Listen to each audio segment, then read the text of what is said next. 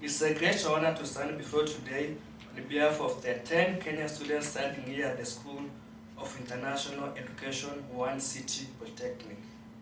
We extend our sincere appreciation to the Kisii County Government, led by His Excellency Governor Honorable Cedric Arati and the Republic of China, for this life-changing opportunity made possible through the partnership between Kisii County and the Chinese government.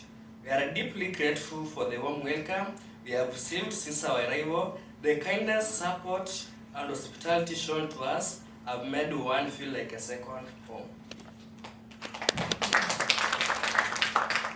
This scholarship represents more than just an academic opportunity. It's a symbol of friendship, collaboration, and a shared vision between Kenya and China.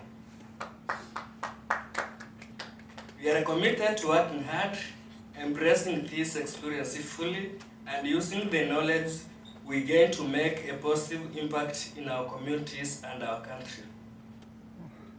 On behalf of all the Kenyan students here, I say thank you for believing in us and for giving us this opportunity to grow, learn, and shine.